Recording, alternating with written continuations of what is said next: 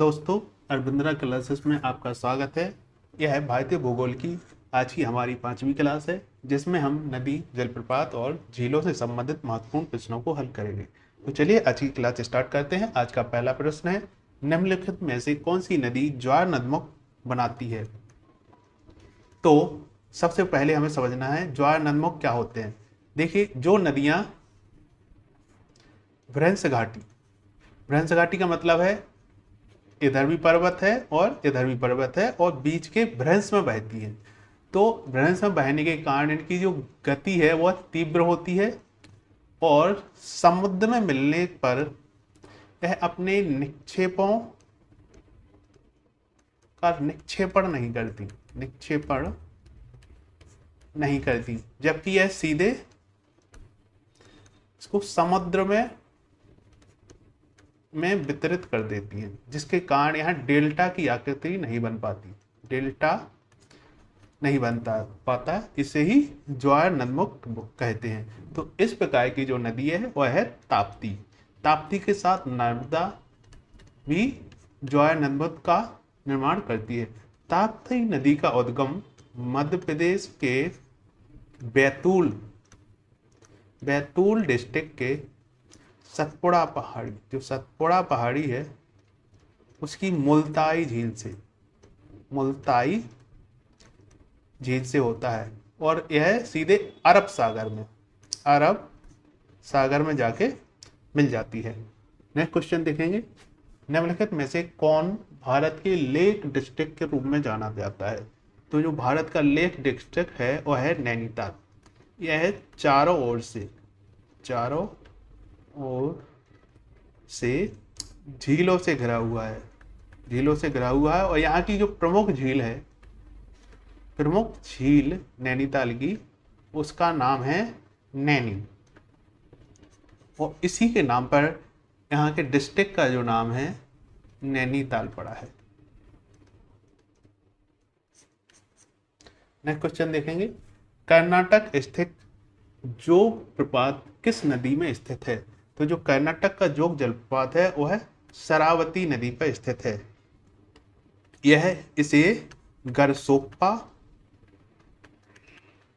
या महात्मा गांधी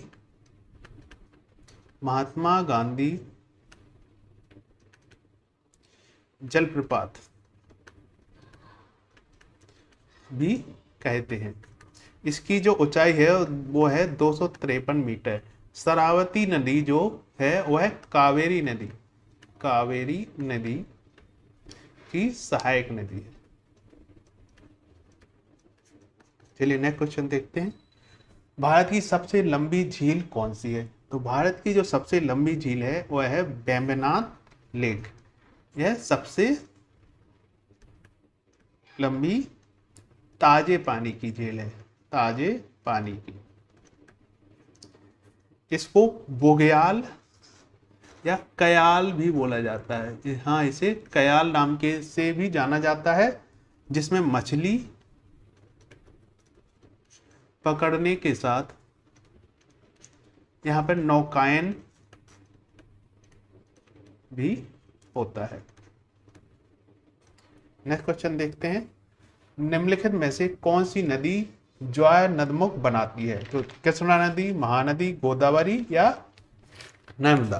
तो इसमें से जो नर्मदा नदी है वह ज्वार नदमुख बनाती है। नर्मदा नदी का जो उद्गम है वह अमरकंटक पहाड़ी एमपी की और छत्तीसगढ़ के सीमा पर है। अमरकंटक पहाड़ी से होता है और यह पूर्व से पश्चिम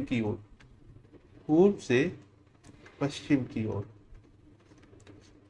अरब सागर में आकर मिल जाती है और यह भ्रंश घाटी में बहती है। भ्रंश घाटी, इसके उत्तर की ओर है विंध्य पर्वत और दक्षिण में है सतपुड़ा पर्वत। यह भ्रंश घाटी में बहती है और अरब सागर में खंभात की जो खाड़ी है, उसमें आके यह मिल जाती है। चलिए नेक्स्ट क्वेश्चन देखते हैं, मध्य भारत से निकलकर यमुना गंगा में मिलने वाली नदी उपरोक्त में से कौन सी है? घाघरा, गोमती, कोसी या बेतवा। तो मध्य भारत से जो निकलकर जो गंगा यमुना में मिलती है उसका नाम है बेतवा नदी। बेतवा विंध्याचल पर्वत से निकलती है, विंध्याचल पर्वत से निकलती है और हमीरपुर के निकट, हमीरपुर या यूपी में जो हमीरपुर है उससे निकलकर यह यमुना नदी में मिल जाती है। जबकि घाघरा, गोमती और कोसी यह तीनों नदियां हिमालय से निकलती हैं, हिमालय से निकलती हैं और सीधे गंगा में मिल जाती है। तो जो मध्य भारत से होकर आने वाली है ओनली बेतवा है, बाकी सब हिमालय से निकलने वाली नदी है। आपका प्रश्न है दामोदर नदी को बंगाल का शोक क्यों कहा जाता है? पहला है इसमें पर्याप्त तबाही मचाने वाली बाढ़ आती है। दूसरा है इससे अधिकतम मृदापर्दन होता है। इससे अनेक खतरनाक झरने बन जाते हैं और यह बारहमासी नदी नहीं है। तो इसका बारहमासी नदी है, इसका ऑप्शन भी गलत है। खतरनाक झरने बनते हैं नहीं, यह मृदापर्दन करती है नहीं। इसका आंसर है बंगाल का शोक क्यों कहा जाता है? क्योंकि इसमें तबाही मचाने वाली बाढ़ आती है। और जो दामोदर नदी है इसका उद्गम वो है छोटा नागपुर पठार, छोटा नागपुर पठार जो झारखंड का है, झारखंड के छोटा नागपुर पठार से होता है। नेक्स्ट क्वेश्चन देखेंगे, खारी नदी जिसके अफवाह तंत्र का अंग है वह कौन सा है? जो खारी नदी है वह किस अफवाह तंत्र का भाग है? अरब सागरीय, आंतरिक अफवाह, अनिश्चित अफवाह या बंगाल की खाड़ी? जो आपकी खारी नदी है वह बंगाल की खाड़ी अफवाह तंत्र का उदाहरण है। यह खारी नदी गुजरात से निकलती है, गुजरात से निकलने के बाद यह चंबल में मिल जाती है और चंबल यमुना में मिल जाती है और यमुना गंगा में मिलती है और गंगा अंत में जाके बंगाल की खाड़ी में मिल जाती है। इस तरह यह बंगाल की खाड़ी का अफवाह तंत्र का अंग है। कौन सी? खारी नदी। और निकलती कहाँ से है? गुजरात से। नेक्स्ट क्वेश्चन देखेंगे, प्रायद्वीपीय भारत की सबसे लंबी नदी कौन सी है? तो प्रायद्वीपीय भारत की जो सबसे लंबी नदी है वह है गोदावरी, जो 1465 किलोमीटर है। इसे दक्षिण की गंगा,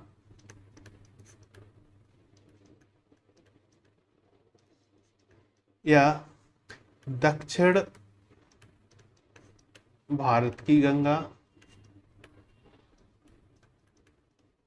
और बूढ़ी गंगा, बूढ़ी गंगा भी कहा जाता है। यह नासिक जो है, नासिक के त्र्यंबकेश्वर से निकलती है और बंगाल की खाड़ी में जाके मिल जाती है।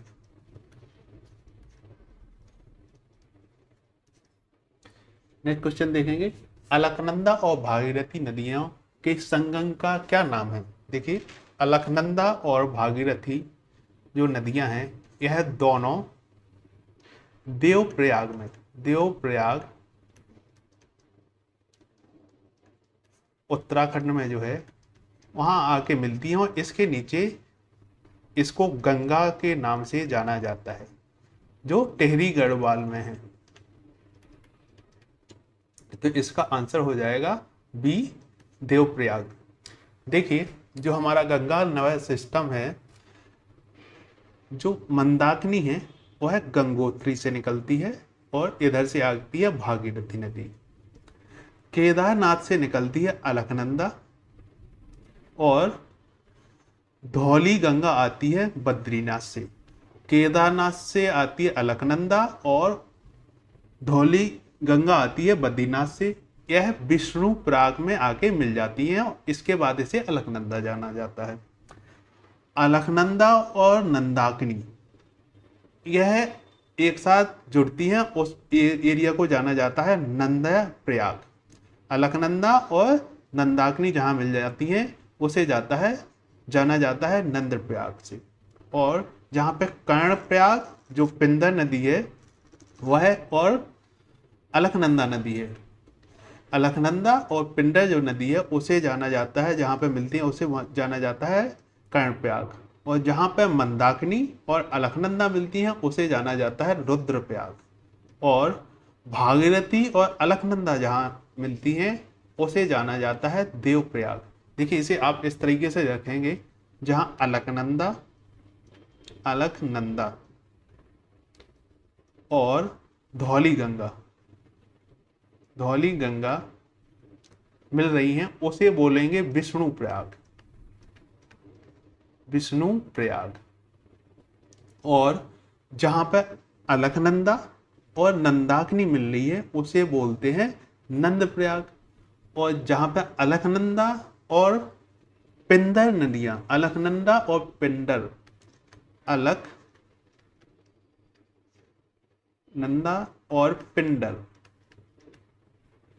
मिलती हैं उसे बोलते हैं कर्णप्रयाग, कर्णप्रयाग। और जहां पर मंदाकिनी और अलकनंदा मिलती है उसे बोलते हैं रुद्रप्रयाग। और जहां पे भागीरथी और अलकनंदा मिलती हैं उसे बोलते हैं देवप्रयाग। और इसके नीचे भागीरथी और अलकनंदा के मिलने के बाद ही गंगा के नाम से जाना जाता है, जो है उत्तराखंड के टिहरी गढ़वाल में। नेक्स्ट क्वेश्चन है 11वां, तिब्बत में सांगपो कहलाने वाली नदी का नाम क्या है? यह तिब्बत से जो निकलने वाली नदी है सांगपो, जब यह भारत के अरुणाचल प्रदेश में प्रवेश करती है तो इसे बोला जाता है दिहांग।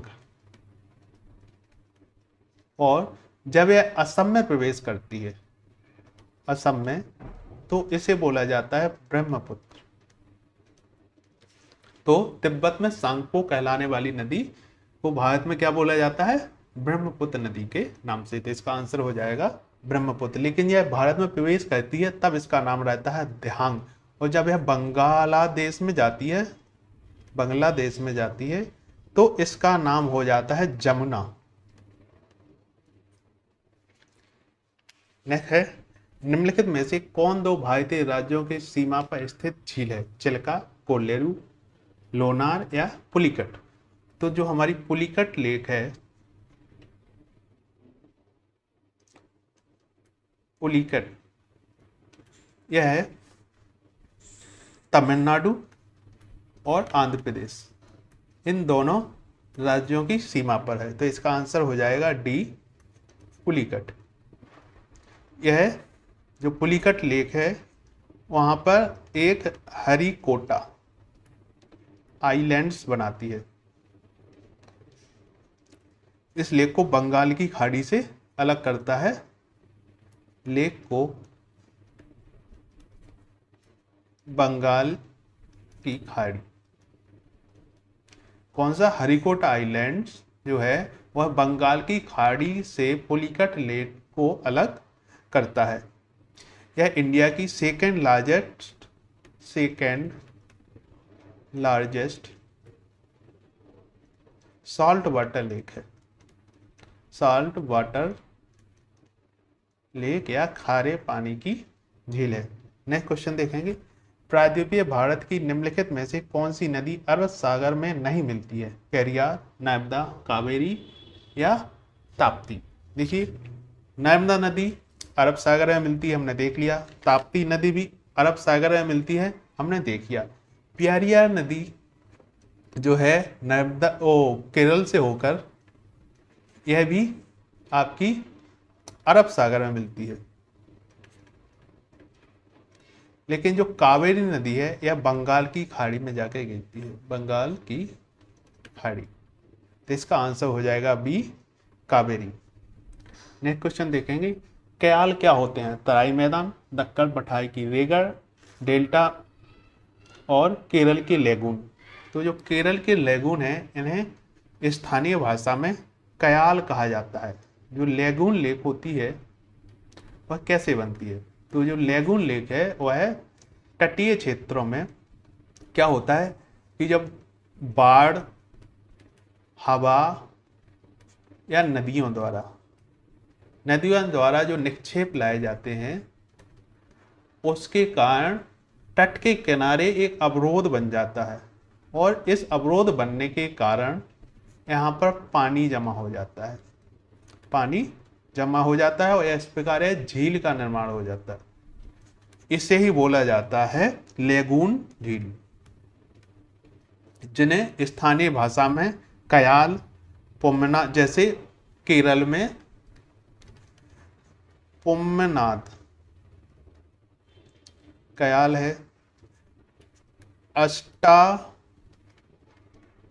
कयाल भी है और बेम्बनाड कयाल भी है। लेकिन चिल्का जो लेक है, चिल्का, कोलेरू और पुलिकट, यह तीनों भी लेगून लेक हैं, जिन्हें केरल में क्या बोला जाता है? केरल में बोला जाता है कयाल। चलिए नेक्स्ट क्वेश्चन देखते हैं। सिंधु नदी का उद्गम होता है हिंदुकुश पर्वतमाला से, हिमालय पर्वतमाला से, कैलाश पर्वतमाला से या काराकोरम पर्वतमाला से। तो सिंधु जो नदी है इस तरीके से आती है सिंधु नदी और यहां से निकलती है सतलुज नदी। तो सिंधु नदी का उद्गम होता है मानसरोवर झील से और यह मकरान तट है अरब सागर में, उसमें आगे मिल जाती है और इसका जो निर्गम होता है वह होता है कैलाश पर्वतमाला से। नेक्स्ट क्वेश्चन देखेंगे, निम्नलिखित में से कौन से जलप्रपात नदी युग्म सुमेलित नहीं है? हुंडरू रेखा पर, बिल्कुल सही है ये। जौनहा राहू, यह भी सही है। दसोंग कांची, यही भी सही है। लोध बाकर, यह गलत है। लोध जो जलप्रपात है यह झारखंड की बूढ़ा नदी जो है, बूढ़ा नदी उस पर है। यह झारखंड का सबसे ऊंचा जलप्रपात है। नेक्स्ट क्वेश्चन देखेंगे तो इसका आंसर हो जाएगा डी, लोध बाकर। नेक्स्ट है, अरुणाचल प्रदेश में प्रवेश करने पर ब्रह्मपुत्र नदी को किस नाम से जाना जाता है? हमने अभी देखा था जब अरुणाचल प्रदेश में ब्रह्मपुत्र सांगपो, जो सांगपो के नाम से आती है, वह ब्रह्मपुत्र में जब भी आती है तो असम में उसे ब्रह्मपुत्र कहा जाता है। लेकिन जब अरुणाचल प्रदेश में प्रवेश करती है तो उसे जाना जाता है दिहांग, दिहांग नाम से। तिब्बत में सांगपो है, अरुणाचल प्रदेश में दिहांग है और असम में, जो असम का सादिया से धोबरी तक का एरिया है, वहां इसे ब्रह्मपुत्र नाम से जाना जाता है। तो इसका आंसर हो जाएगा दिहांग, बी। नेक्स्ट है, रजरप्पा किन नदियों के संगम पर अवस्थित है? दामोदर भेड़ा, दामोदर सेत, भूखी, दामोदर बराकर, दामोदर कोनार। तो इसका आंसर है दामोदर भेड़ा पर। दामोदर भेड़ा के संगम पर रजरप्पा एक तीर्थ स्थल है जो झारखंड में है, झारखंड के रामगढ़ जिले में। इसका आंसर हो जाएगा ए, दामोदर भेड़ा। नेक्स्ट है, ब्रह्मपुत्र नदी उद्गम से लेकर डेल्टा तक निम्नलिखित में से किन किन देशों से गुजरती है? तो देखिए, सबसे पहले तो यह चीन में आती है, चीन के बाद भारत में और भारत के बाद बांग्लादेश में। म्यांमार में यह नहीं जाती, नेपाल में यह नहीं जाती और म्यांमार में भी यह नहीं जाती। तो इसका आंसर हो जाएगा सी। ठीक है। नेक्स्ट है, भारतीय मरुस्थल की एक महत्वपूर्ण नदी है, लूनी, नर्मदा, कृष्णा या ब्यास। देखिए, ब्यास तो हिमालय से निकलती है, कृष्णा साउथ इंडिया की नदी है, नर्मदा नदी एक जो है वो पूर्व से पश्चिम की ओर बहने वाली नदी है और यह मध्य प्रदेश से होकर जाती है, तो मरुस्थलीय नदी नहीं है। लूनी नदी जो है वह भारत की एक मध्यस्थलीय नदी है जो अरावली पर्वत है, अरावली पर्वत जो अजमेर के पास से निकलती है और बहती हुई है कच्छ के रन में, कच्छ के रन में विलुप्त हो जाती है।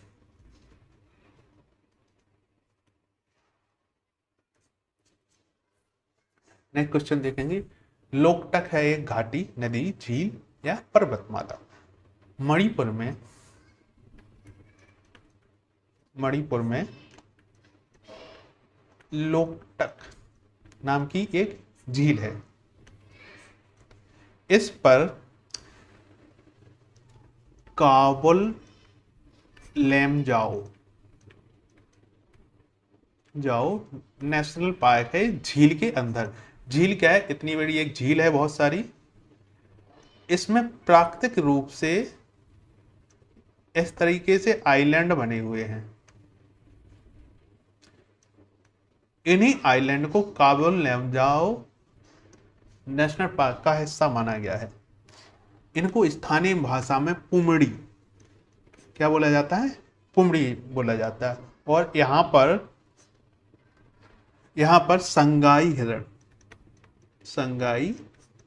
हिरण या डांसिंग डियर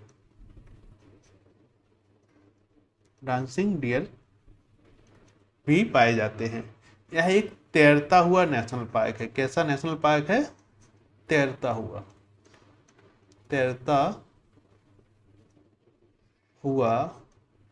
नेशनल पार्क। तो इसका आंसर हो जाएगा सी, झील। नेक्स्ट क्वेश्चन देखेंगे, सिंध नदी की एक सहायक नदी जो हिमाचल प्रदेश से होकर बहती है वह है सतलुज, ब्यास, रावी या हुंजा। तो इसका आंसर है सतलुज नदी सिंधु नदी की एक सहायक नदी है जिसका उद्गम कैलाश श्रेणी से होता है। कहाँ से होता है, कैलाश श्रेणी की राकस ताल झील से। राकस ताल झील से सतलुज नदी का उद्गम होता है और सतलुज नदी पर ही भाखड़ा नागल बांध बना हुआ है। नेक्स्ट क्वेश्चन देखेंगे, चंबल नदी किन राज्यों से होकर प्रवाहित होती है। मध्य प्रदेश से होती है, गुजरात से होती है, उत्तर प्रदेश से, राजस्थान, मध्य प्रदेश, बिहार से तो यह नहीं होती है। गुजरात, मध्य प्रदेश, छत्तीसगढ़, उत्तर प्रदेश, मध्य प्रदेश, राजस्थान। देखिए उत्तर प्रदेश से भी होती है, मध्य प्रदेश से भी होती है और राजस्थान से भी होती है। गुजरात से नहीं होती है, यहाँ भी गुजरात से नहीं होती है। तो इसका आंसर हो जाएगा डी, उत्तर प्रदेश, मध्य प्रदेश और राजस्थान। यह मध्य प्रदेश और राजस्थान की प्राकृतिक सीमा भी बनाती है। नेक्स्ट है, सांभर लवण झील कहाँ स्थित है। हिमाचल प्रदेश, कर्नाटक, मध्य प्रदेश या राजस्थान। तो इसका आंसर है डी, राजस्थान, जो जयपुर के निकट है, जयपुर के निकट।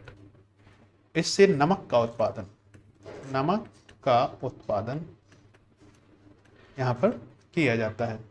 नेक्स्ट क्वेश्चन है, भारत के किस राज्य में खारे पानी की सबसे बड़ी झील है। जम्मू कश्मीर, उड़ीसा, महाराष्ट्र या पश्चिम बंगाल। तो उड़ीसा की जो चिल्का झील है यह भारत की सबसे बड़ी खारे पानी की झील है। यह एक लेगून झील है, लेगून झील। तो इसका आंसर हो जाएगा सी, उड़ीसा। चलिए आज के लिए इतना ही। थैंक्स। नेक्स्ट वीडियो बहुत जल्दी आएगा।